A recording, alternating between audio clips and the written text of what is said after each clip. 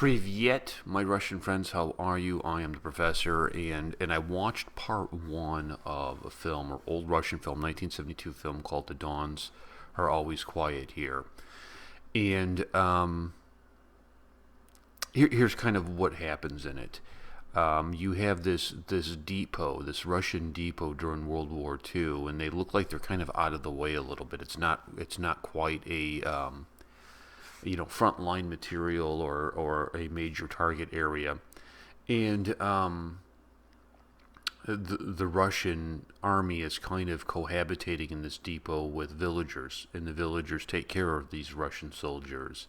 It looks like a lot of the Russian men from the village are all fighting, so they've kind of adopted these men to be their sons and nephews and whatnot. And the commander comes through, and he's not happy at all with the readiness, the readiness of the Russian soldiers. And he gets all over the commander of the area, and he says to the commander, basically, we got to pull you guys together. This is terrible. And he said, you got to send me somebody who doesn't like to drink or touch women. If we get that, we'll be fine here. And so he does. He sends him this all-female brigade of gunners that shows up, and and then things, kind of transgress there. We have a little awkwardness because now how do you interact with a company of women?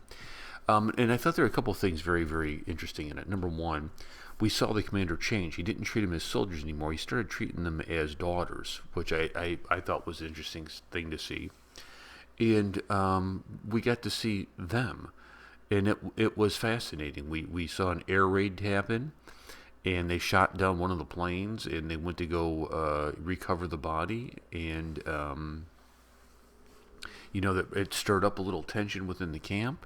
And one of the girls were out, I guess it was 4 a.m. She's out in the forest, and she sees 2 Nazis. And she comes back and tells everybody, and they say, okay, we can do this, we'll handle this. I'll take a squadron of you girls, and we'll go, confront these Nazis. It's only 2 of them. It'd be easy peasy, right? Well, there's 16 Nazis that we can see, and the movie ended. And I got to go find part 2. And I was just like, are you kidding me?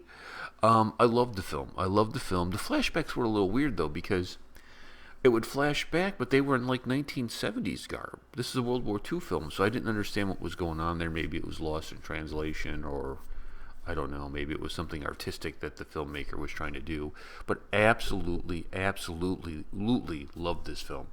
And I can't wait to see the second part of it. A couple things for you. Number 1, subscribe to the channel if you haven't. Number 2, send me a friend request on Facebook. And number 3, if you happen to know on YouTube where I can get the second part of this, it's with English subtitles. Drop a link down there for me. If you know any other good Russian films that I should be seeing, the old stuff, drop a link for me down there. And I'll catch you guys later. Thank you so much for watching. Peace.